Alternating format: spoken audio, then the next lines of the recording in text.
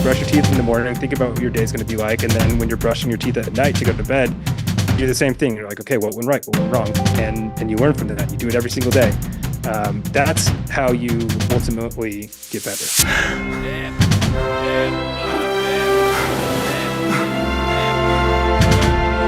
Welcome to Mindset Lessons from the Field. I'm Gina Casazza, the author of the upcoming memoir, Training with the SEAL. Today's guest is a former Green Beret. He was a medic who served with 10th Special Forces Group. He is a fierce mental health advocate with a passion for giving back to the veteran community. Today, he co-owns HNS Media, which is a digital marketing firm dedicated to supporting veteran-owned businesses. He also has his own podcast, Harder Not Smarter. Ladies and gentlemen, Greg VanDyne. Thanks, Gina. This is I've been looking forward to this one all week, and especially after we had our conversation on our podcast. So I'm excited. Oh, me too.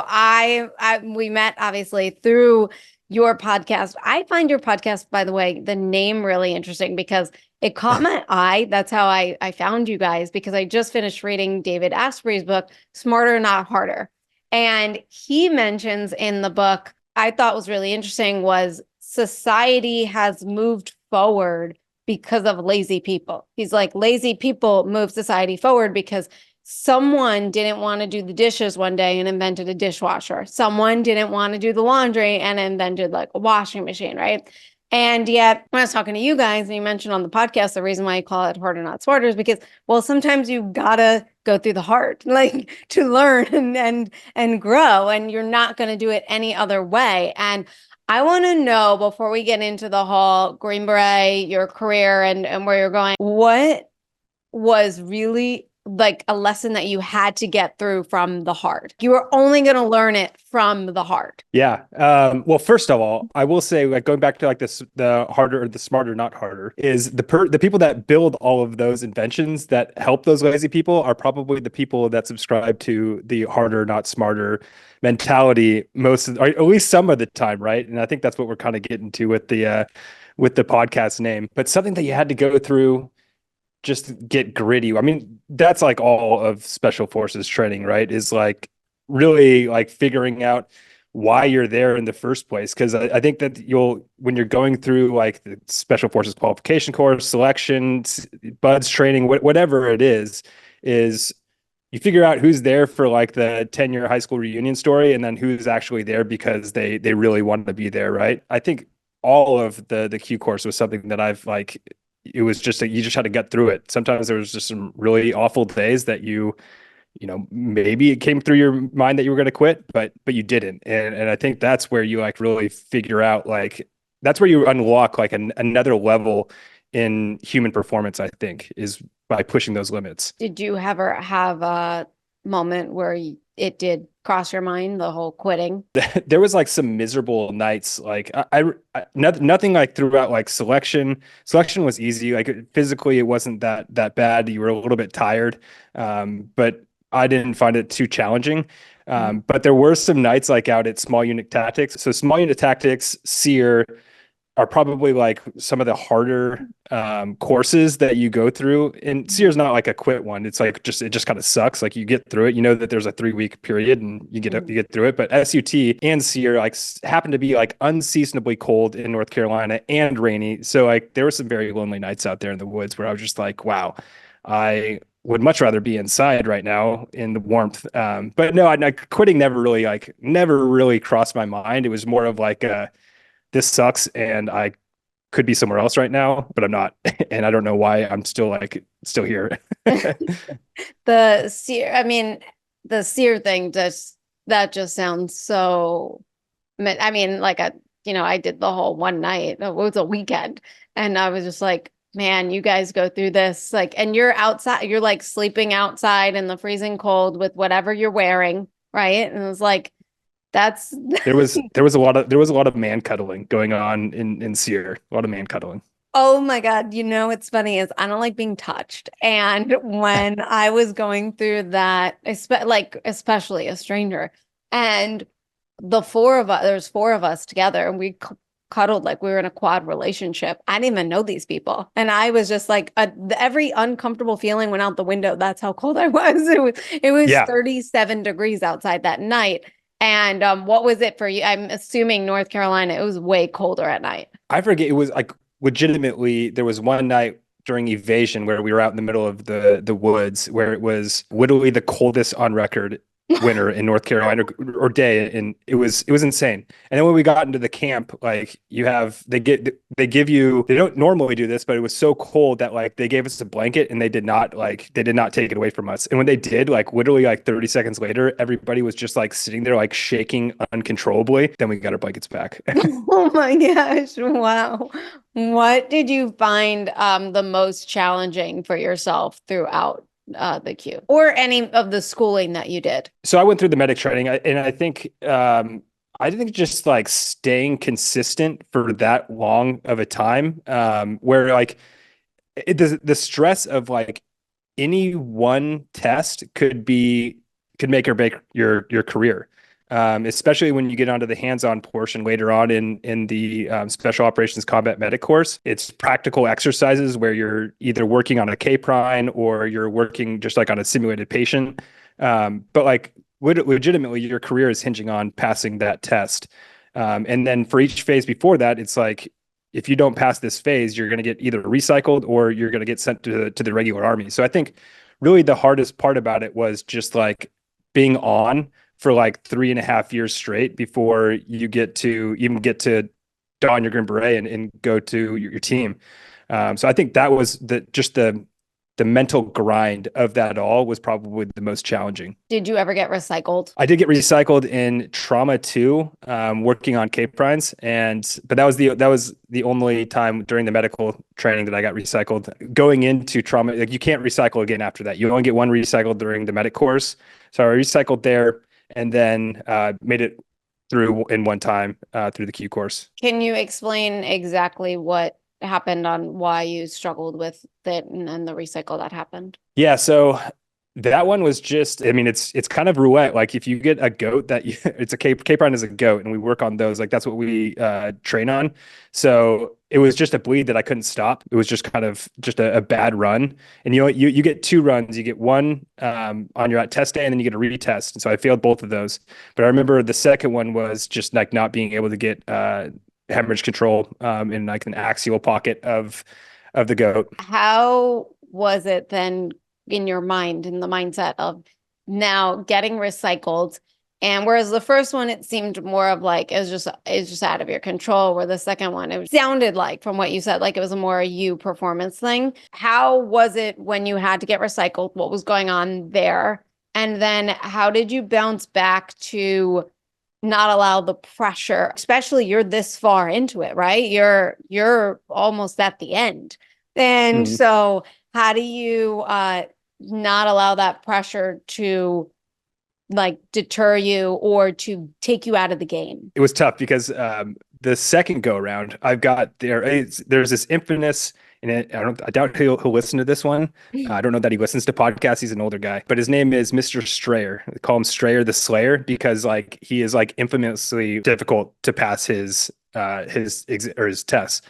He grades super hard, and so that was like going into it. I was like, I got Strayer, so that's great. But I think like just like keeping perspective, like okay, I have this like really tough instructor now.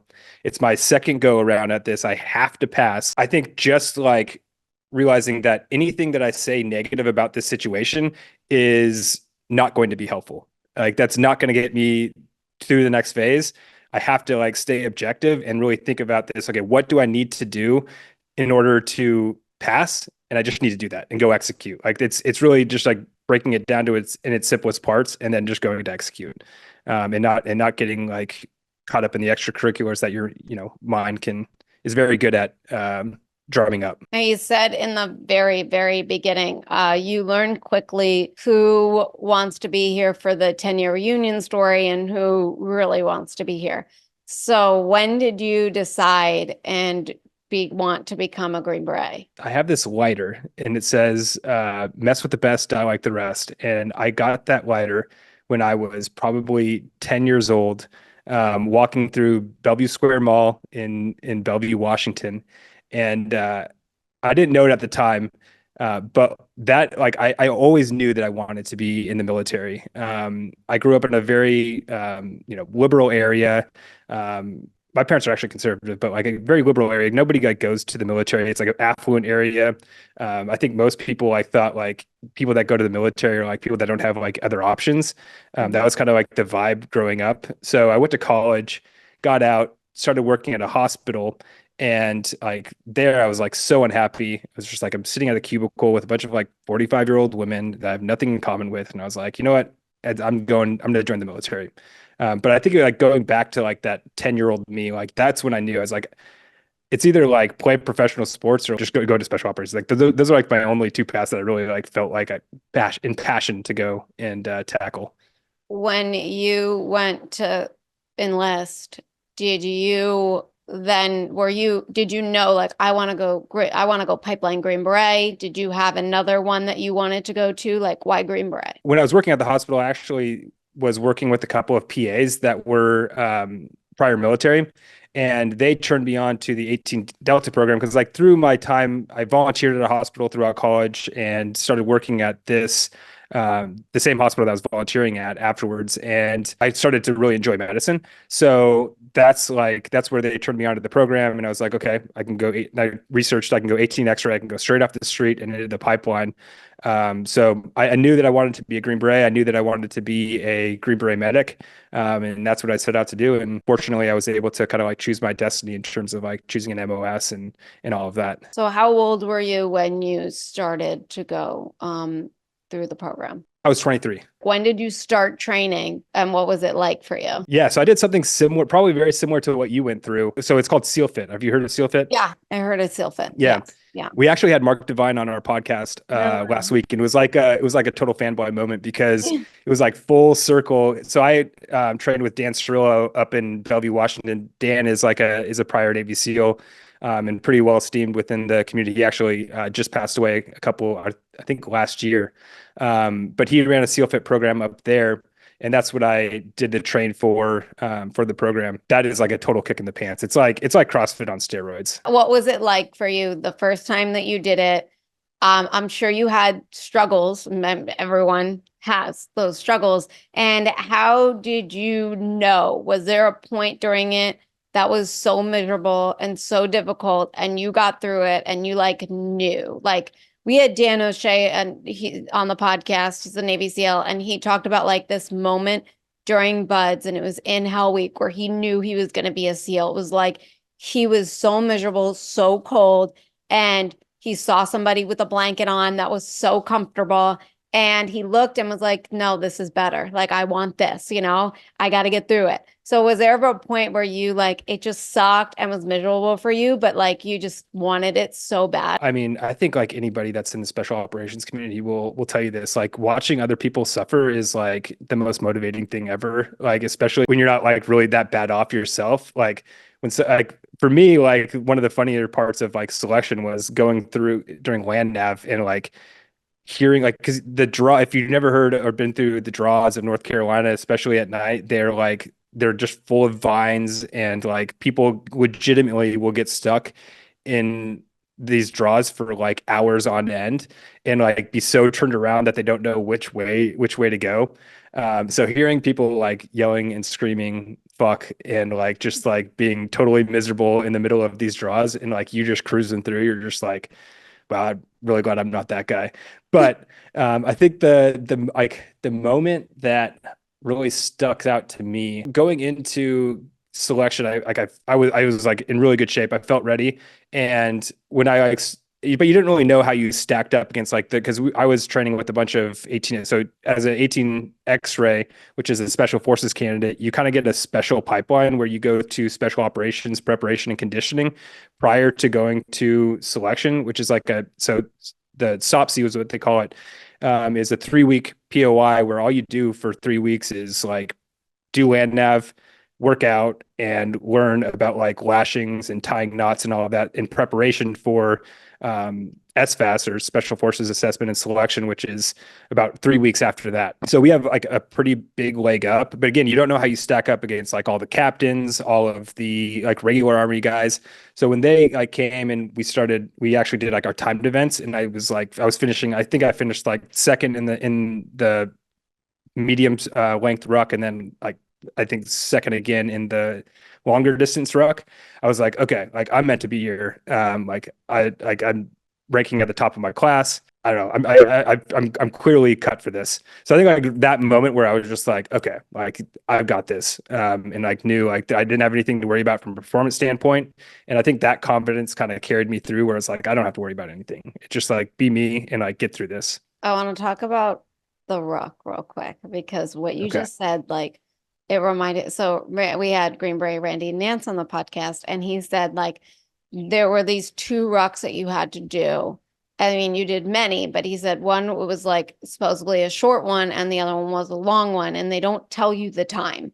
And he said, but all I know is that they were both long, like Yeah. they were like super long. So what I want to know is not having because right now with these challenges that I'm doing, like I at least have an end mark. So I'm rucking 3 miles, I'm rucking 5 miles, 12 miles. I know like each mile down, I'm getting closer and closer to the end. And I notice that the more I get closer to the end, the more energy I get, especially when it's like the last leg of it. I'm like, this energy, I don't know where it came from because like 2 seconds ago I was ready to pass out. And then I noticed, Yeah. wow, I'm almost at the end.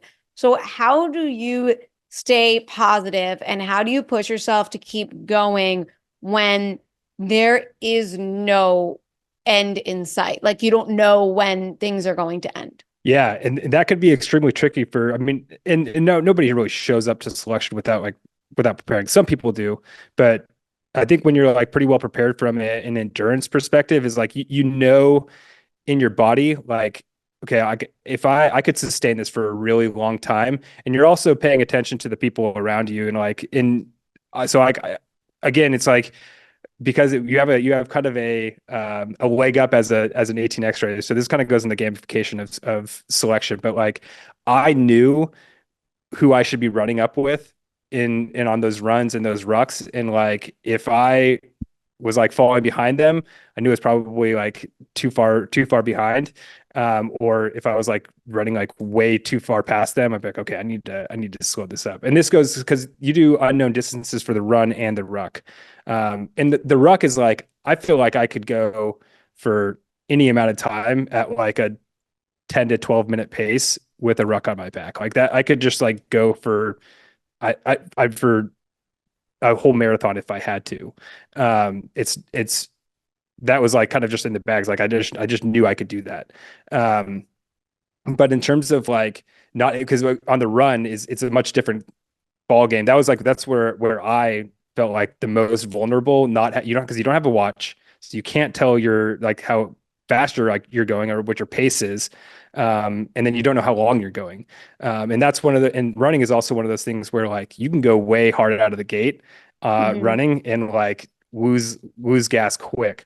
So that was one where much more of a mind game for me where like I had to be very, very conscientious of like, okay, am I breathing too hard? Is my heart rate going crazy? Like I need to like be like I need to find some sort of baseline that I feel like I can sustain for, somewhere between like 6 and 10 miles. To be successful, you had to like probably like to be successful, you probably had to like be under like an 8 minute mile, which was pretty easy. That's like a pretty easy run. So I always felt pretty comfortable that I was going to be fine. All it came down to is preparation. Like that's I think the bottom line is like falling back on your preparation and knowing that like you put in the work to be in good enough shape to get through it. Now you did say with the runs though, that was like more, especially because, hard out of the gate and you're like, I kind of am burning a little bit, but I have to maintain this pace because these are timed as well. So how do you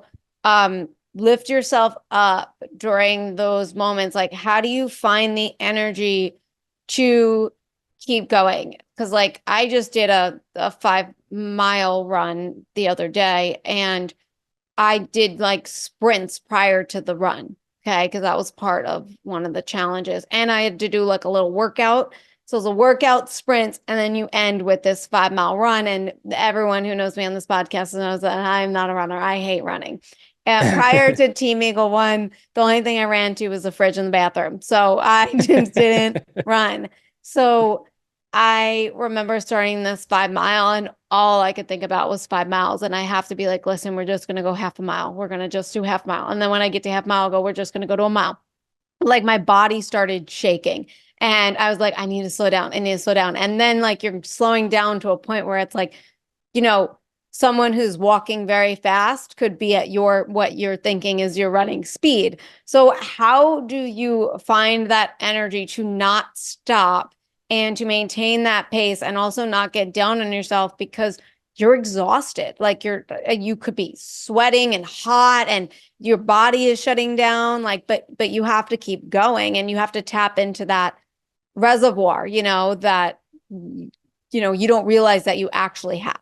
I think that, for your listeners out there, I think one thing you have to realize is that like that's not something that you do on just a single run, right? You don't build that like I don't go out there and like I'm just crushing this like 6 mile run and all of a sudden I'm figuring out, oh wow, if I talk well about myself here, or if I speak positively in my head, that I could actually probably help myself right now. That's something you learn with a lot of preparation and really understanding your body and your mind and how it works, and taking the time to actually like think about those types of things. When I was able to push through and like really get gritty on a run, or just like in any endurance event where it's really going to take some intestinal fortitude, that's not something that you just get in the moment. People can say that you can be a gamer or something like that, but you're not a gamer. You don't show up one time and like you all of a sudden like you figured out like, okay, like I figured it out. This is how I do it. No, I think it all comes back down to preparation and knowing yourself and knowing your body and your mind. I think that is like the mark of like a champion mindset, or a mindset that's going to like be able to endure. Now, this is really interesting because a lot of stuff that you're saying, obviously, it comes from experience, right? And as a mental health advocate, and what you're really saying a lot is about mindset and, positivity and all that stuff encompasses, mental health.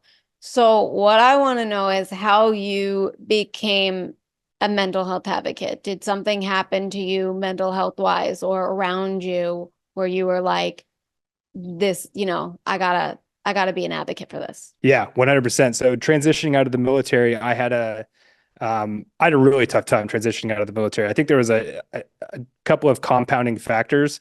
I think that one of the transition itself is just extremely difficult. Two, I was doing it during the middle of COVID, so I was like isolated throughout this entire period. Three, I think especially coming from, and this is not to make light of like any veteran or like any career path inside of the military, but I think that special operations individuals like I think that our sense of purpose is so closely tied to being a special operator and that mission set, that like when you are stripped of that, and that's what it feels like when you leave the military and you go into, for me, it was just like, now I'm just like this sales rep that goes into ORs and sells these hemostatics and sealants, and like I'm just like Joe Schmo. So there's like a little bit of an ego check as well. But those three things combined, so going out of the military, about a year in, I started having suicidal ideations, and finally was able to get some help and reconnected with some buddies from the military. Got on a medication and started seeking out therapy.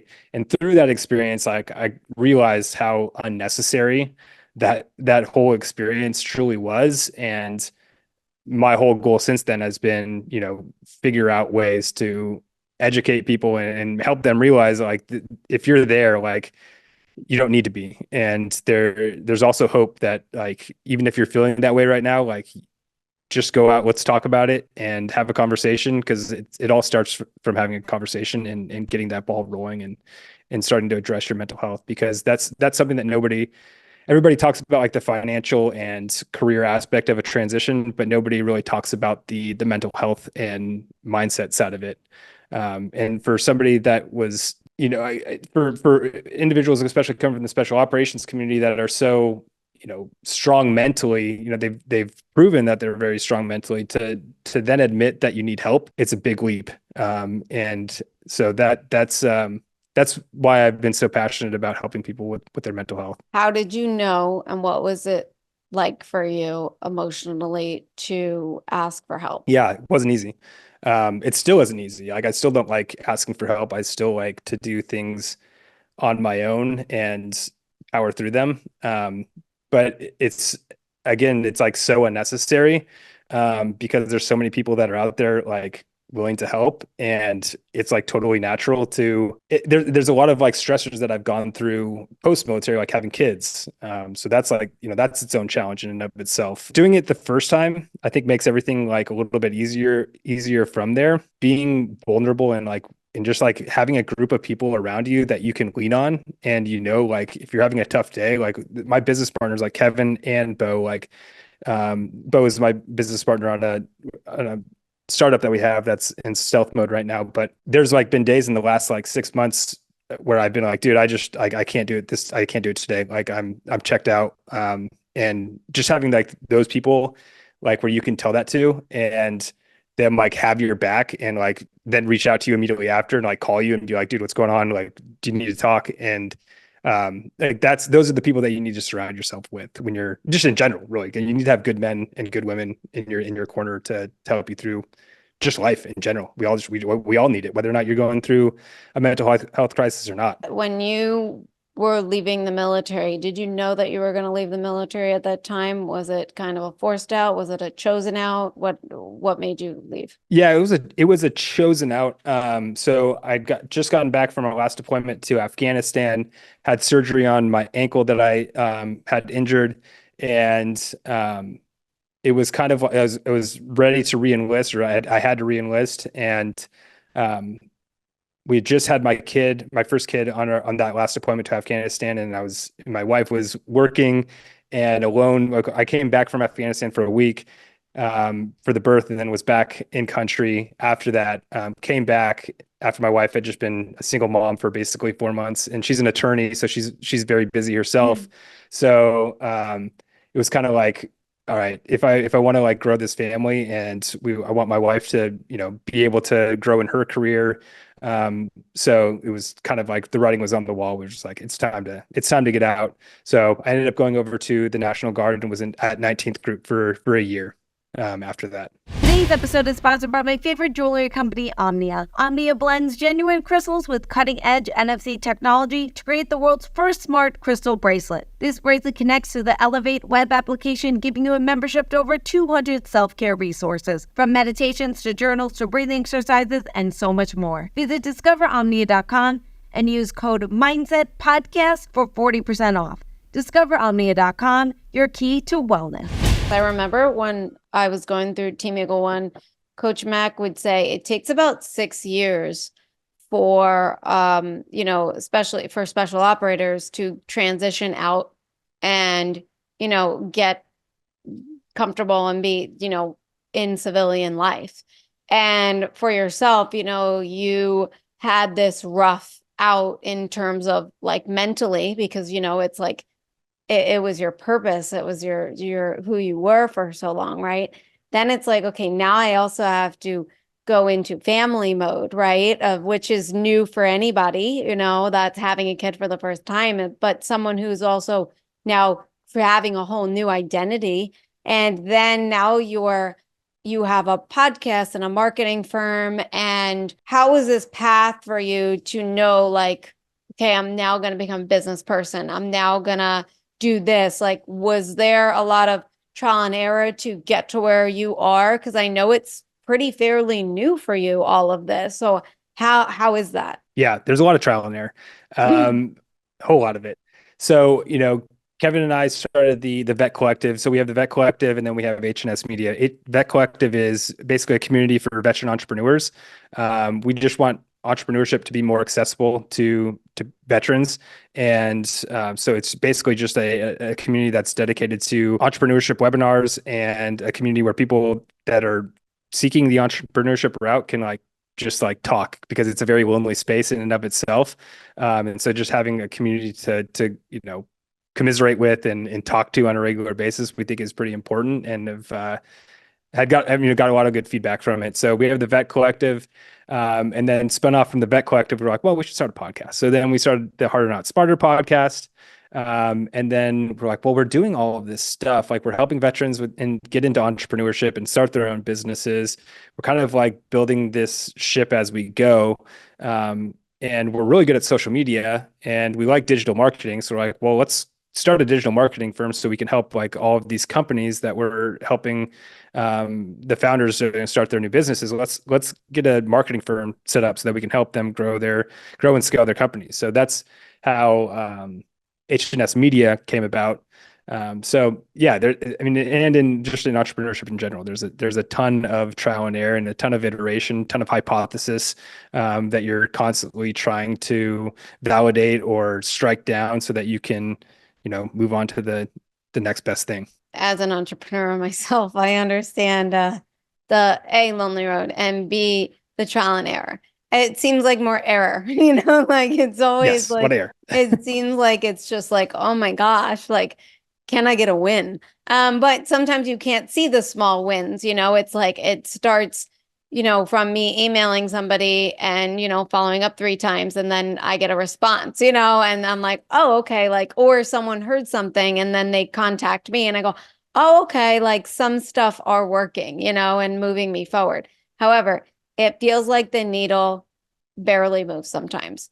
How does it work for you mentally as someone who now has a family? And it's like, you're rebuilding yourself. You're also there for your family and providing and assisting and being present. And then you're also hitting these failures in a way, these errors that are happening to get to where you want to go and the business to grow. And the thing is like, the cool part is that it's totally unlimited, right? Your business can go, the sky's the limit, right? But you have to go through all these different trials. And like we talked about earlier, we don't know the end, right? The end is when you die. And then we can assess and analyze how you've come, right? So how do you pick yourself up when you're down? Was there a story that you have for us that was like just really challenging and a real error, or something that you felt like was a setback, or maybe wasn't actually a setback, but in the moment it really was? Yeah. So this is actually recently, where I've just like, I would say like 2 or 3 weeks ago, I was just having some major head trash where it's just like, dude, like you're not moving the needle, like you're getting nothing going. You're not really bringing any income in at this point. Well, first of all, shout out to my wife, because she like makes like my entrepreneurship journey like totally work. Because right now, like we've, our salaries have like always been like pretty comparable, but now like she's like totally outpacing me, which is awesome. And it sustains us, and it enables us to, or enables me to be able to take some chances. So first off, I'll start there, because not everybody that gets into entrepreneurship has that luxury, which is a major, like, just from a like, because I don't really have to worry about the financial aspect of this so much, which is a huge relief that not everybody gets to the privilege of that. So there's that. But recently, there is still the aspect of like, I'm like very competitive. Like, I want to be bringing in a ton of money. I want to be like super successful in whatever I'm doing. Not necessarily the money aspect. I just want to be like successful and like feel like I'm pushing the needle. And so recently I've just been like, man, like things are moving slowly. Like, especially like coming from like my background, or just like anybody that's like very performance mindset oriented. Like, I like always want to be pushing the limits and like growing and moving forward. So when you're not seeing that on like the metric side, it's hard to appreciate all the other stuff that you are moving the needle for, which is like just like getting better at the podcast, getting better at digital marketing, like having more results in that aspect. Even if it's not like a financial payout, you're getting better at, you're learning things. So I think being able to, especially early on as you start your business, is like being able to separate the progress that you're making, like qualitatively with like the quantitative aspect of entrepreneurship. I think that's super important because it's not built overnight, and it takes a really, like, I mean, it takes a long time. Like Kevin and I are talking about this. We always talk about Joe Rogan. Like Joe Rogan had a podcast for 5 years before it became, JRE, and everybody like was listening to it. So yeah, he made no money for the first 5 years. Yeah, he didn't no even know money. people were listening to the show. He's like, I had no, he wasn't even like looking at the analytics. He's like, and I keep that in mind too when I'm doing this. You have to have some kind of like I try and give myself some light at the end of the tunnel because sometimes it just seems so dark. Yeah. Yep. No, I totally empathize there. It's a lonely road. It's not for the faint of heart, but I think that's what makes entrepreneurship like so well suited for like the veteran community and, just people that are like, just have mindsets like just like I'm willing, like, well, for you, it's like I get this idea that I want to get kidnapped, and like I'm okay. Then tomorrow I get kidnapped, which is like not typical, right? That's a special breed of individual, and that's what it takes to I think be an entrepreneur. How did you get out of your head then? Like at what point do you not spiral? Because I feel like it's so easy to stay in that negative loop. It's easy to sit on the couch and binge watch a whole season of a show and 20 hours goes by, you could still sit there. Like, like it's just, how do you at one point realize this isn't productive for me?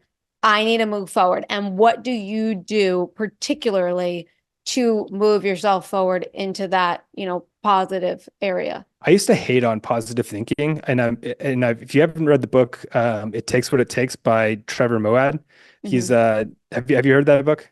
No. If you like sports, it's a really good book. He's a sports psychologist, has worked with like all of the big names, like University of Alabama, Nick Saban, like all like the big names in sports he's worked with. He used to be Russell Wilson's mindset coach. He is a big advocate of neutral thinking, which is like basically treating a situation like not as good, not as bad, but like it is what it is. So, like when he always uses the example of when the Atlanta Falcons were up 28-3 against the Patriots, and somebody on the Atlanta Falcons said something like negative where it was like we're up 28-3, but like shoot, man, this is Tom Brady, like he could come back.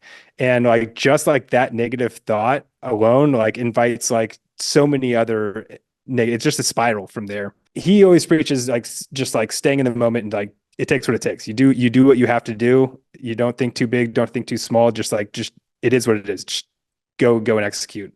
But I've kind of like pushed back on that, and I really adopted that mentality for a long time until I started realizing that like, okay, 80% of your thoughts are negative, and so you really have to like infuse positivity and like be very, very mindful to do that. Otherwise you're not gonna get enough positivity in your mindset. So I think like when I want to talk myself into a better mindset, it's like really taking a concerted effort to like, and at times it is a really concerted effort to like think positively. As lame as that sounds, it's like you just take the time to actually like make space for positivity and be like, okay, I know that like right now I feel like absolute dog shit, but like just tell me 3 things right now like about myself that like that are positive or that I'm doing right, that I can build some momentum off of. So that's like, I think ultimately, and then just like sticking to your routine. I think it's easy to get like you're saying, it's easy to, okay, well, I'm feeling like crap. I'm like down on myself. I'm gonna sit this one out. I'm not gonna do my workout. That kind of mentality, like combined with like negative thoughts, is like where like you start like, okay, it's one day off now. Yeah. Okay. Well, just one more day off. It's a slippery slope when you start like getting off your routine, especially when you're in a negative mindset. What you just dealt with, right? On getting down on yourself and being in that negative state. At what point did you, because this is not easy, like what we're talking about. It sounds easy. It sounds really, really simple. And yet it's so challenging because like the negative sometimes it's just sometimes a bit harder you're learning how to control yourself, right? In a way, because it's like my thoughts, my emotions used to control me. I just, had a really hard time controlling myself. And it seems like, doing disciplined stuff, like, and that's what, special forces and the military does is like, you have to get up at a certain time. You have to like, for a period where like, you have to go through this specific training and the specific stuff that breeds discipline, right? So that way you learn to control yourself. It's like, so that way on those long runs or rucks or whatever you're doing, it's like, yeah, your body's tired, but I control my body and I'm going to keep it going. I'm going to keep my legs going because I've gotten to a point where I trained myself to not quit, not allow my body to take over and stop me, right? So how did you gain control of yourself?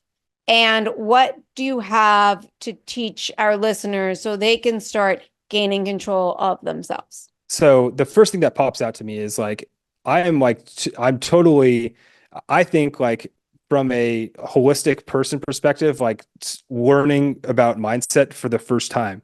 And because back in when I was in the military, it was like, I was like constantly in fight or flight mode. And so like, it's super easy when you're thinking binary like that. Like you'd say I just need to go all the time. And then you get out of the military and you realize, okay, so there's like this whole other aspect of living that I've like totally like just like pushed aside for the last 9 years. And so like now I have emotions and it's healthy and like I should be feeling emotions and like everything that I'm feeling is good. So I'm like in a lot of ways, I feel like I'm very new to this mindset thing and like being able to approach this from a more holistic approach. But I think like for anybody that's coming from the military, it's like, hey, you're in fighter. Especially if you're transitioning like newly out of the military, like you're in fight or flight mode and you need to realize that. And you have a lot of learning to do and like start investing now and like getting to know yourself and like getting out of that like very binary thinking. And just for the average person, like I think that cultivating I call it an unbreakable mindset is doing hard things. That is like ultimately at the end of the day, like you need to push yourself. If you want to understand what it's like to have a really tough mindset, the only way to do that is to put yourself into harm's way and like do things that make you feel very uncomfortable.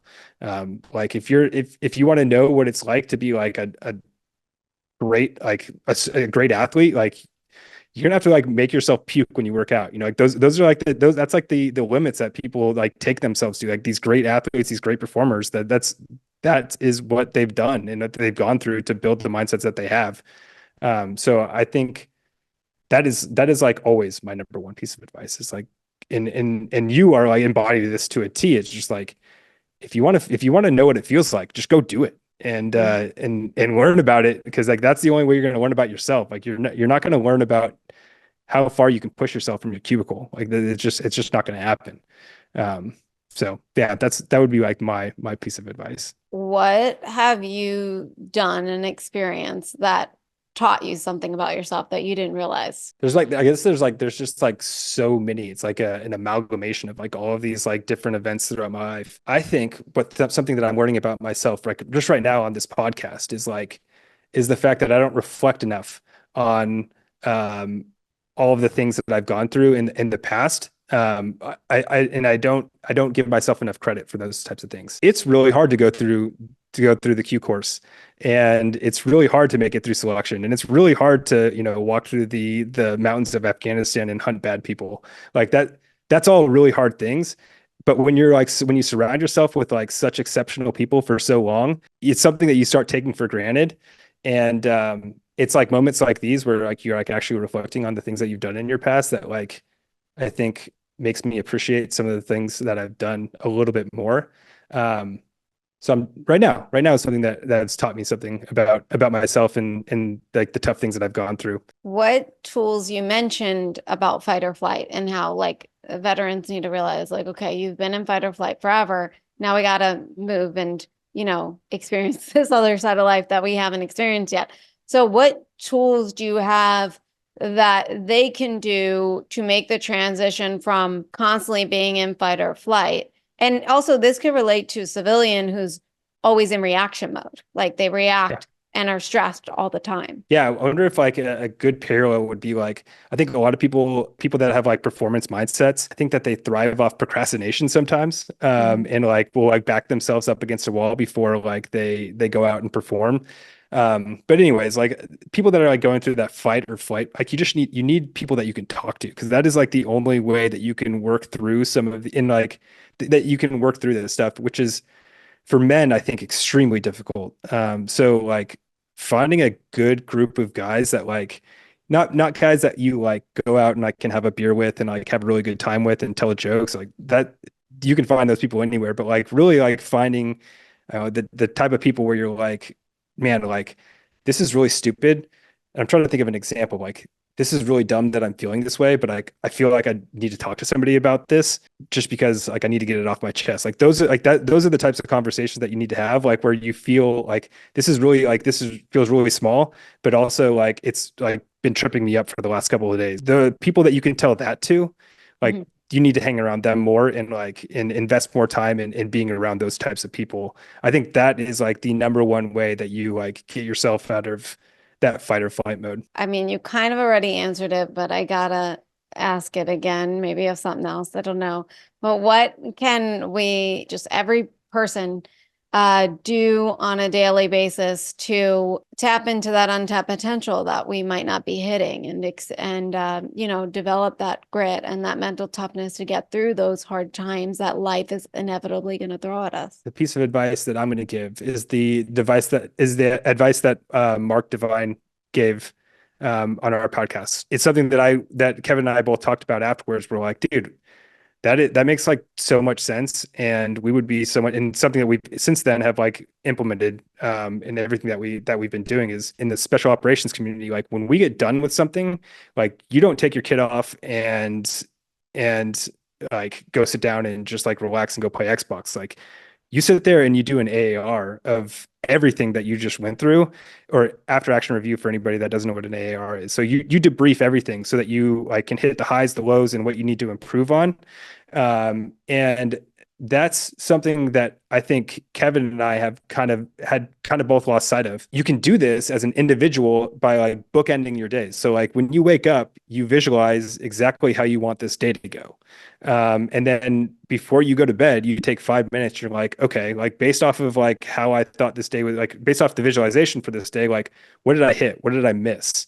And then from there, holding yourself accountable to that and like actually learning about, what you're doing right and what you're doing wrong, and like actually, and then taking the time to plan for it. You can do it while you're brushing your teeth. Those could be your bookends. You could brush your teeth in the morning, think about what your day is going to be like, and then when you're brushing your teeth at night to go to bed, you do the same thing. You're like, okay, what went right, what went wrong, and you learn from that. You do it every single day. That's how you ultimately get better, I think. I love that. That was that one I don't do that. I mean, I journal morning and night, but which I guess in a way is a debrief, but I don't really like sit there and like, I'm just kind of like word vomiting my thoughts. So that way my night sleep can be peaceful. But to review it and look it over and see those highs, those lows, especially as an entrepreneur, it's like, then you're able to really see like the small victories that you might oversee, or because you didn't do that debrief. That I'm definitely going to give that one a go. Thank you so much. Yeah, you bet. And thanks for being here. It was a real pleasure. Everyone that's listening, go check out Harder Not Smarter podcast. It's a really, really great one. And don't forget to like, comment, subscribe, become a Patreon member so you get access to our bonus episodes. And I will see you all next week. Thank you.